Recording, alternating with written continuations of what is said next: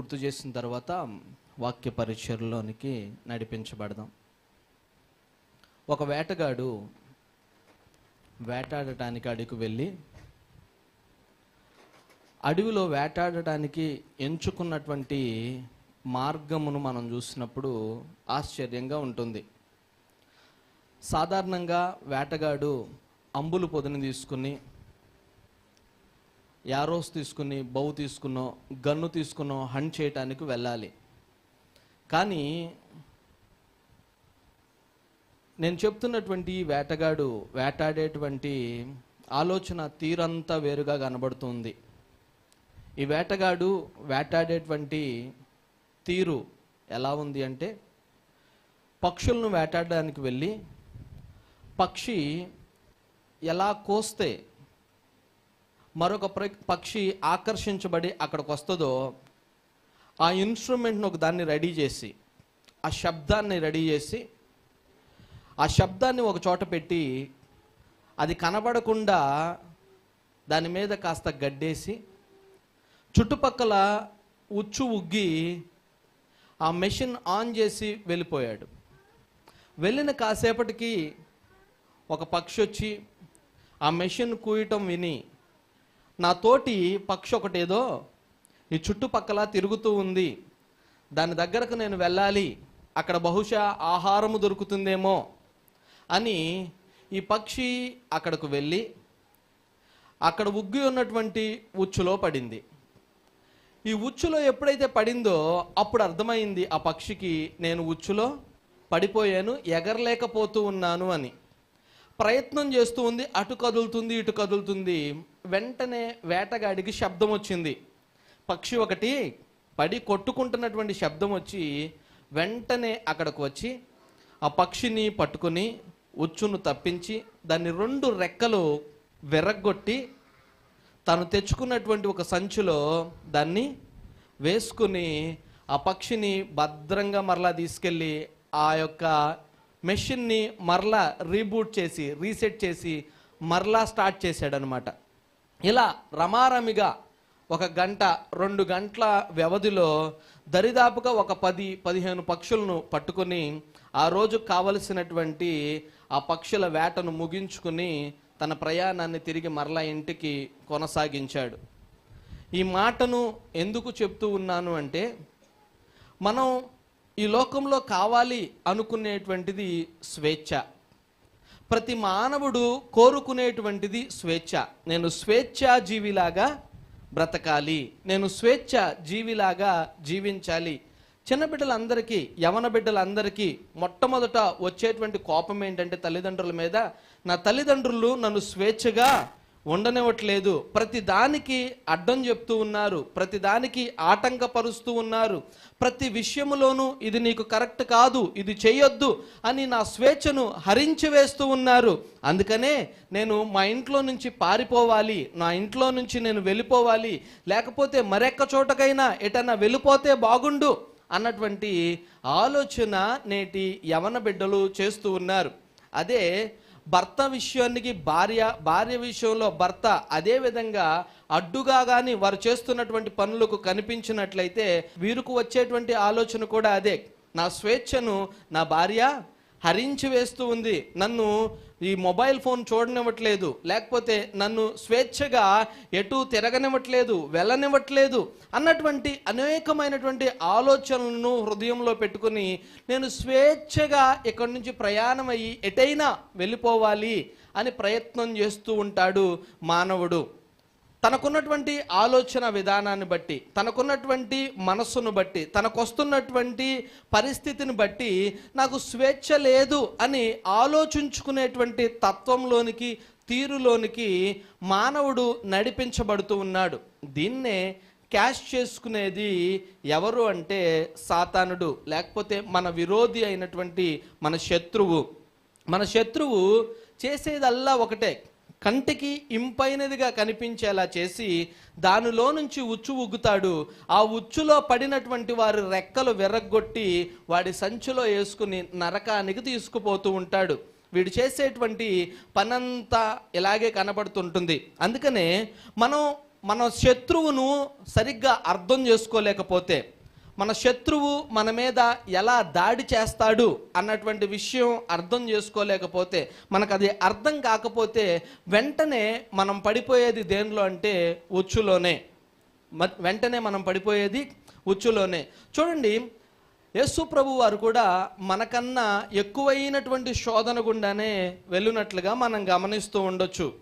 చూడండి, యేసు ప్రభు వారు ఆయన జననము నుంచి మానవ రూపిగానే ఈ లోకంలో జీవించారు, నడిచారు. అదేవిధంగా ఆయనకు ఆకలి వేసింది, అప్పుడు ఆయన ఆకలికి అన్నం తిన్నారు. అక్కడ ఉన్నటువంటి ఆహార పదార్థాలను ఆయన భుజించారు. ఆయనకు చెమట కారింది, ఆయనలో రక్తము ప్రవహించింది. అంటే కంప్లీట్గా మానవ రూపాన్ని తీసుకున్నటువంటి వ్యక్తిగా మనం యేసు ప్రభువు వారిని గమనిస్తూ ఉన్నాం. మరి శోధన విషయం ఏమిటి? ఆయన శోధింపబడ్డారా? ఆయన కూడా శత్రువు చేత శోధింపబడటానికి ప్రయత్నించారా అంటే ఖచ్చితంగా ఆ విషయం కూడా జరిగింది. మనము ఈ లోకంలో మానవులుగా వచ్చినప్పుడు, మనము ఈ లోకంలో మానవునిగా జీవిస్తూ ఉన్నప్పుడు ప్రతి మానవునికి శోధన అనేటువంటిది ఖచ్చితంగా రావలసిందే. అది వస్తేనే మనలో ఉన్నటువంటి ఉత్తీర్ణత బయటపడుతూ ఉంది, మనలో ఉన్నటువంటి గ్రేడ్ బయటకు వస్తూ ఉంది. పరీక్ష పిల్లలకు ఎందుకు పెడతారు? పరీక్ష పెట్టకుండా నెక్స్ట్ క్లాస్కి ప్రమోట్ చేయలేరా?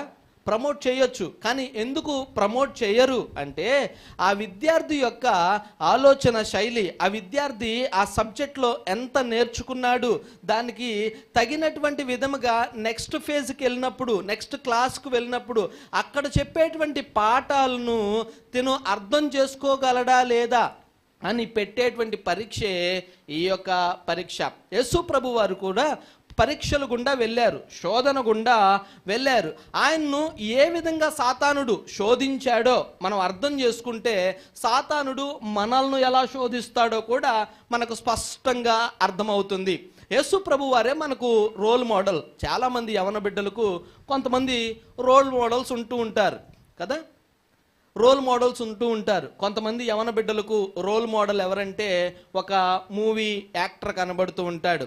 ఆ మూవీ యాక్టర్ కోసం కటౌట్స్ కడతారు, ఆ మూవీ యాక్టర్ కోసం ఫ్లెక్సీలు పెడతారు, ఆ మూవీ యాక్టర్ కోసం పాల ప్యాకెట్లు తీసుకొచ్చి వాటిని చింపి ఆ యొక్క పోస్టర్ మీద పోస్తూ ఉంటారు. పాపం ఆ పోస్టరు ఆ యొక్క పాలను తాగడానికి అవకాశం లేదు. ఎందుకు చేస్తున్నారంటే మేము అభిమానించేటువంటి మా యొక్క హీరోకి పాలాభిషేకం చేస్తూ ఉన్నారంట.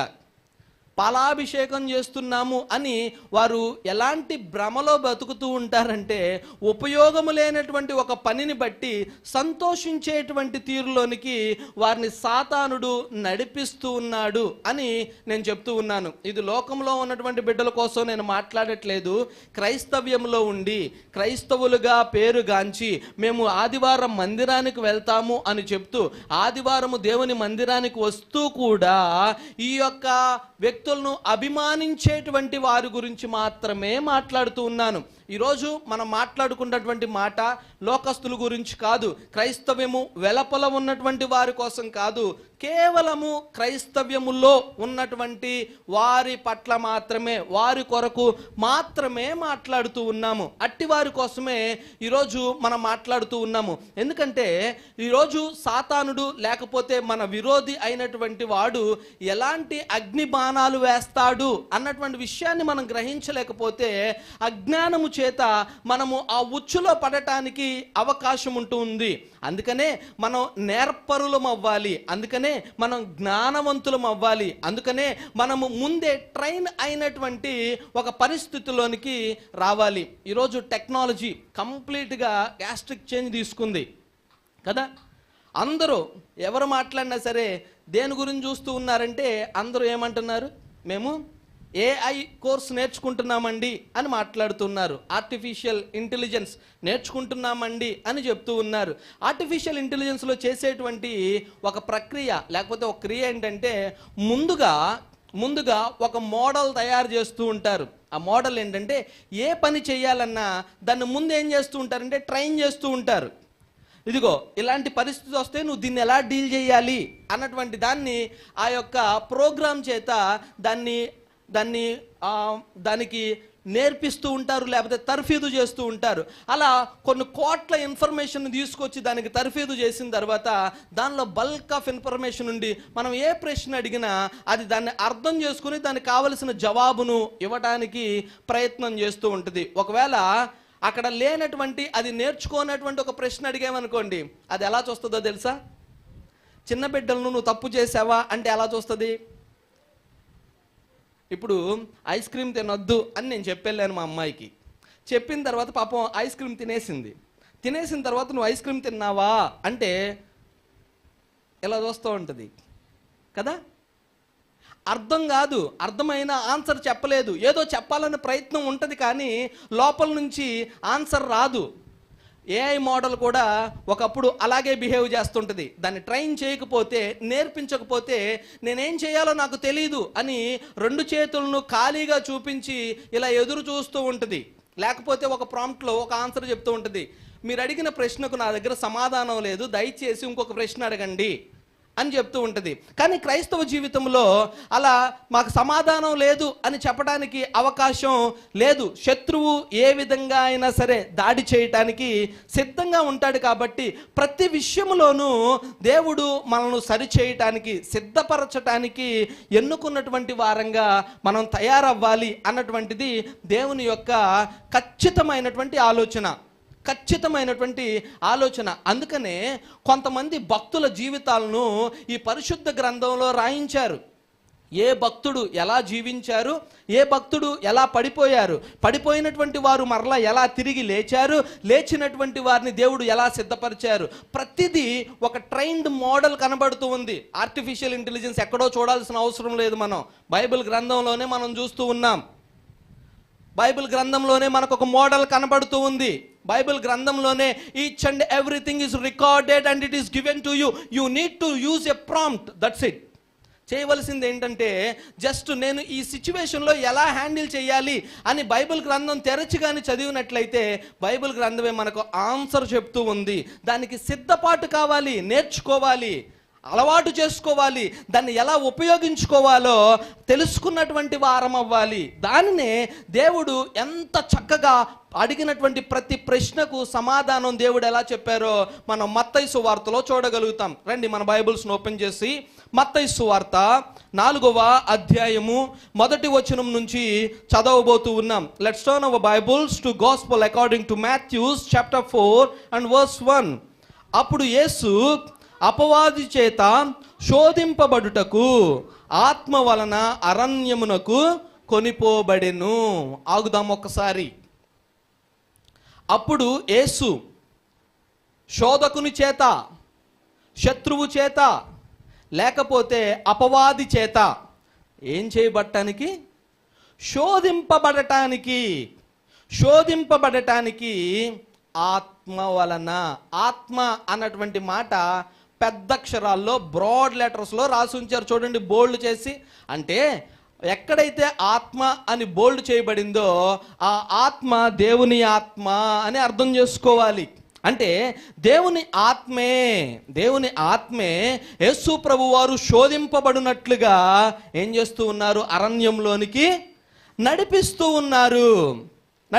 ఉన్నారు. అంటే ఈ లోకంలోనికి వచ్చినటువంటి యేసు ప్రభు వారు కూడా శరీరధారిగా ఉన్నారు కాబట్టి ఈ సాతాన్ని జయించేటువంటి వారు అని మనకు చూపిస్తూ ఉన్నారు. ఇక్కడ ఆయన శక్తి లేనటువంటి వారు కాదు. చాలా మందికి ఉన్నటువంటి ఒక ఆలోచన ఎలా ఉంటుందంటే 2 ఈక్వల్ ఫోర్సెస్గా చూడటానికి ప్రయత్నం చేస్తూ ఉంటారు.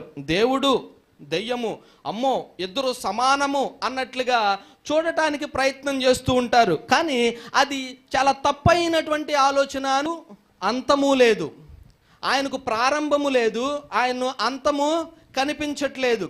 అలాంటి శక్తివంతుడైనటువంటి ఆ దేవుడు చేసినటువంటి ఒక దూత లూసిఫర్. ఆ దూతే దేవునికి ఎదురు తిరిగింది. ఇప్పుడు నేను ఈ మైక్ను తయారు చేశాను. ఈ మైక్ నా మీద ఎదురు తిరిగినంత మాత్రాన ఇది నాకు సమానం అవుతుందా? సమానం అవటానికి అవకాశము లేదు. ఈరోజు ఇది మనం నేర్చుకోవలసినటువంటి మొట్టమొదటి పాయింట్. దీన్ని కానీ మనం అలవాటు చేసుకోకపోతే, అర్థం చేసుకోకపోతే, సాతానుని మనం ఎక్కడో పెట్టుకుని నేను ఎదిరించలేను, నేను భయపడిపోతూ ఉన్నాను, నేను వాడిని కనుగొనలేను, వాడు వేసేటువంటి అగ్నిబాణాలను ఆపలేను అన్నటువంటి భ్రమలోనికి వెళ్ళిపోతూ ఉంటాం. అందుకనే ఒకటి గుర్తుపెట్టుకోవాలి, మన వెనక మనతో పాటు మనకు ముందుగా యేసు ప్రభువారు ఉన్నంత వరకు సాతానుడు మనల్ని ఏమీ చేయలేడు. అది అర్థం చేసుకోవాలి. సాతానుణ్ణి దేవుడు తయారు చేశారు, ఒక దూతగా తయారు చేశారు, ఆయన సేవకునిగా తయారు చేశారు, అంతే. ఆ సేవకునిగా ఉండవలసినటువంటి వాడు దేవునికి వ్యతిరేకముగా పాపము చేయటాన్ని బట్టి వాడు అక్కడి నుంచి పడద్రోయబడ్డాడు. పడద్రోయబడినటువంటి వాడు మన మీద శత్రువయ్యాడు. ఎందుకు అయ్యాడు అంటే, అక్కడ యేసు ప్రభు వారు మనల్ని నిర్మించడానికి ఇష్టపడి ఆయన ప్రేమ అంతా ఇప్పుడు ఎవరి మీద చూపిస్తూ ఉన్నారు? నీ మీద, నా మీద చూపిస్తూ ఉన్నారు. ఇప్పుడు ఇంట్లో ఇద్దరు బిడ్డలు ఉన్నారు. ఇద్దరు బిడ్డలు ఉన్నప్పుడు ఒక అబ్బాయికి తీసుకొని చాక్లెట్ ఇచ్చామనుకోండి, రెండో వాళ్ళు ఏం చేస్తారు? ముఖం మార్చుకుంటారు, బాధపడిపోతూ ఉంటారు. ఇంకా 2-3 సార్లు అలా వస్తే 4వసారి ఏం చేస్తారో తెలుసా? ఆ ఎదుటి వ్యక్తిని కొట్టడానికి కూడా నమ్మట్లేదా? యోసేపు జీవితం అదే కదండి. రంగురంగుల అంగీని యోసేపు గారు కుట్టించగానే అన్నలందరికీ ఏమైంది? అరే కలలుగనేవాడు వచ్చాడు. కోపం వచ్చేసింది. నువ్వేంటి దీవెనకరమైనటువంటి కలలు కంటావా? మేము నీకందరికి దాసులం అవ్వాలా? ఏమైంది ఇక్కడ? వారిలో ఒక రకమైనటువంటి ఈర్ష్య స్వభావము బయటపడింది. ఈ ఈర్ష్య స్వభావము ఎక్కడ ప్రారంభమైంది అంటే సాతానులో ప్రారంభమైంది. అదే ఇంజెక్ట్ చేస్తూ ఉన్నాడు, విత్తనాలుగా జల్లుకుంటూ వచ్చాడు. అదే ప్రతి మానవుని హృదయములో చెడ్డ పాపమై కూర్చుంది. ఇప్పుడు అదే జల్లుతూ ఉన్నాడు. దానినే గుర్తెరిగేటువంటి వారం అవ్వాలి, దాన్ని తెలుసుకునేటువంటి వారం అవ్వాలి. అందుకనే వాడిని అర్థం చేసుకోవాలి. మనం అర్థం చేసుకునే ముందు దేవుడు ఎంత శక్తిమంతులై ఉన్నారో కూడా మనం అర్థం చేసుకోవాలి. నిర్మించినటువంటి, లేకపోతే దేవుడు తయారు చేసినటువంటి ఒక దూత మాత్రమే సాతాను.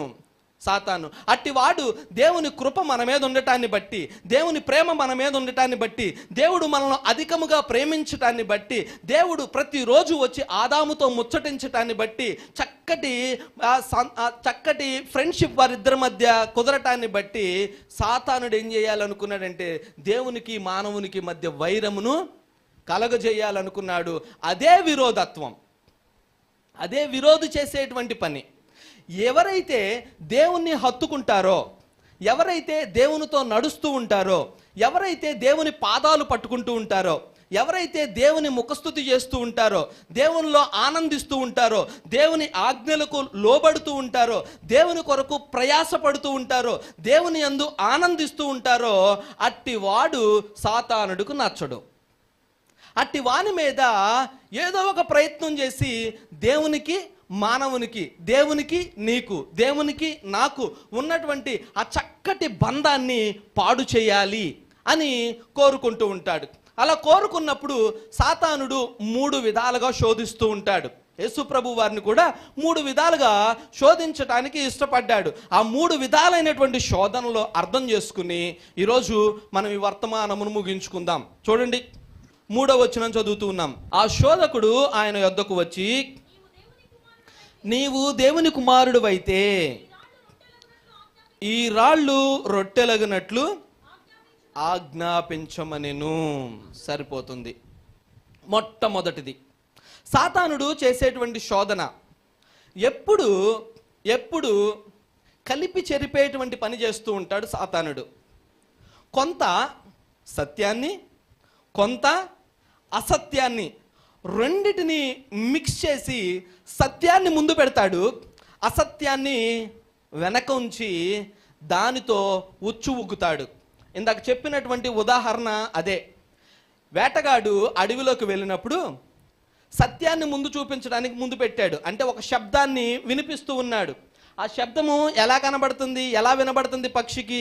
నా తోటి పక్షులు ఇక్కడెక్కడో ఉన్నాయి అని అక్కడికి ఆకర్షించబడేటువంటిగా నడిపించాడు.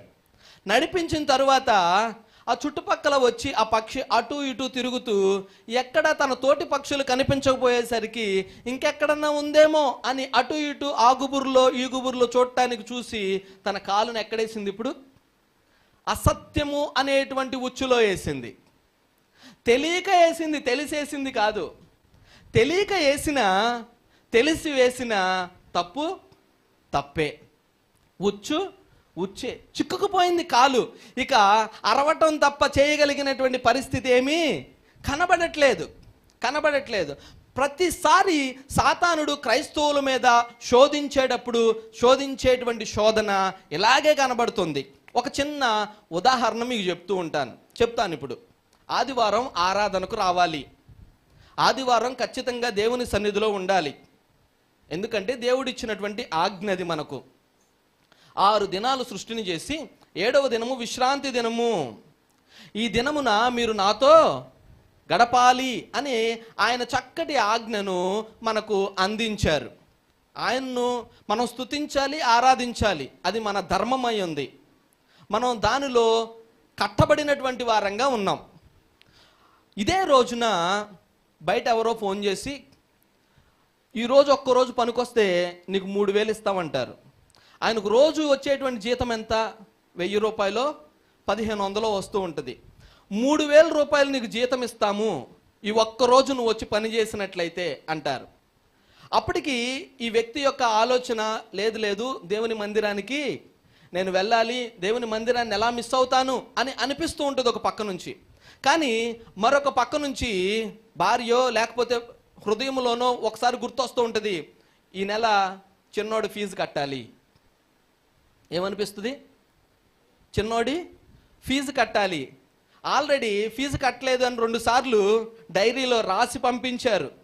కాబట్టి ఈరోజు నేను వెళ్తే ఈ అవసరత తీరుతుంది, ఈ అక్కర తీరుతుంది అని సాతానుడు పదే వాడికున్నటువంటి శక్తిని బట్టి శోధిస్తూ ఉంటాడు. ఒకటే తీరులో శోధిస్తూ ఉంటాడు. వెళ్ళు, ఈరోజు పనికి వెళ్ళు. దేవుని మందిరానికి వెళ్తే మనకు వచ్చేది ఏంటి? ఆ కొద్దిసేపే కదా, ఏం కాదు. పాస్టర్ గారికి చెప్పొచ్చు కావాలంటే, ఫోన్ చేయొచ్చు కావాలంటే, ఈ ఒక్క వారమే కదా, ఈ ఒక్కసారే కదా అని ఫస్ట్ టైం శోధించడం ప్రారంభిస్తాడు. ఉన్న అవసరతను బట్టో, ఉన్న పరిస్థితిని బట్టో, సరే ఈ ఒక్కసారికి వెళ్దాంలే అని ఆలోచించి ఆ వారం అతను దేవుని మందిరానికి రావటం మానేస్తాడు. ఈ వారం మానేసిన తర్వాత ఆ ఓనర్ అంటాడు నెక్స్ట్ వీక్కి, పోయిన వారం నువ్వు వెళ్ళటాన్ని బట్టి పని బాగా జరిగింది, ఈ వారం కూడా వెళ్ళు. ఇప్పుడు ఈయన అంటాడు, అయ్యా నేను దేవుని మందిరానికి వెళ్ళాలి అని చెప్పినప్పుడు ఆ ఓనర్ గారు ఏమంటారంటే, ఏమయ్యా పోయిన వారం నీకు దేవుని మందిరం గుర్తుకు రాలేదా? పోయిన వారం వెళ్ళనోడు ఈ వారం వెళ్ళకపోతే ఏమవుతుందిలే, ఈ ఒక్క రోజుకు వెళ్ళు, అక్కడ పని ఆగిపోతుంది అని ఆయన ఫోర్స్ చేయటాన్ని బట్టి సరే ఈ ఒక్క వారమేలే అని ప్రారంభమవుతుంది. 2 వారాలు దేవుని మందిరానికి దూరం అయిపోయిన తర్వాత 3వ వారం ఒక్కొక్క ఆదివారం వెళ్తుంటే 3,000 వస్తూ ఉన్నాయి కదా, 3,000 వస్తున్నాయి కదా, ఇంకా కట్టాల్సినవి చాలా ఉన్నాయి. ఇంకొక 2 వారాలు ఏదో ఒక రీతిగా చేసి ఈ నెల తర్వాత నుంచి ఖచ్చితంగా దేవుని మందిరానికి వెళ్ళిపోవాలి అని సిద్ధపడతారు. అయిపోయినాయి. 3వ వారం 4వ వారం అయిపోయిన తర్వాత 5వ వారం దేవుని మందిరానికి రావాలంటే భయం వేస్తుంది. ఇప్పుడు 4 వారాలు నేను దేవుని మందిరానికి వెళ్ళలేదు, ఇప్పుడు వెళ్తే ఏమవుతుందో అన్నటువంటి ఒక రకమైనటువంటి భయాన్ని కలగజేస్తూ ఉంటాడు సాతానుడు. ఇప్పుడు వీడు పెట్టేటువంటి ఆలోచన ఇంకొక తీరులో ఉంటుంది. 4 వారాలల్లా ఈరోజు ఎవరన్నా నీ తోటి పక్కన కూర్చున్న వాళ్ళు ఎవరన్నా ఏంటి రాలేదని అడిగితే ఏం చెప్తావు? చూసారా, సాతానుడు వేసేటువంటి ప్రతి బాణము సూటిగా హృదయానికి తాకేలాగా ఉంటుంది.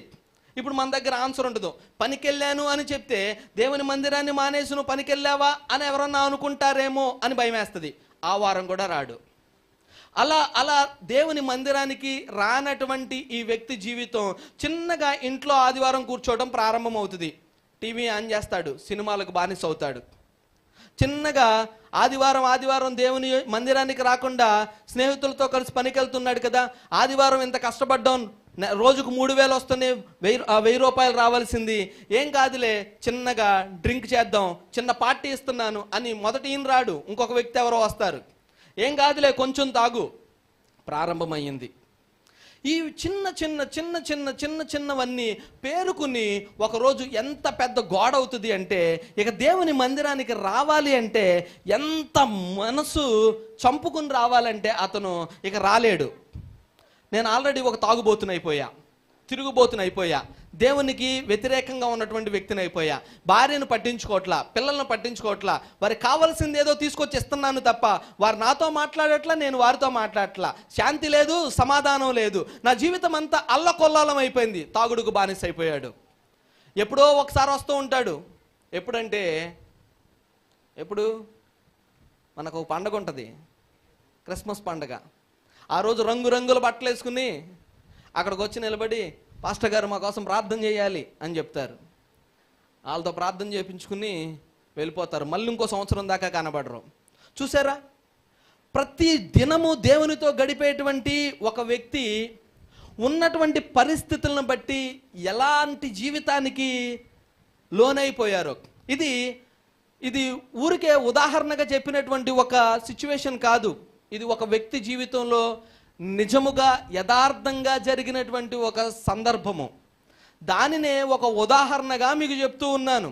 అదేదో కావాలని కల్పితంగా చెప్పినటువంటి మాట కాదు, కావాలని ఏదో చెప్పినటువంటి పరిస్థితి కాదు. ఒక వ్యక్తి లోకములో కలిసిపోవటానికి తన జీవితంలో వేసినటువంటి ఒక తప్పుడు అడుగు ఎలా తనను లోకములోనికి లాగేసిందో ఒక ఉదాహరణగా మాత్రమే ఇక్కడ చెప్తూ ఉన్నాను, అర్థం చేసుకోవాలి.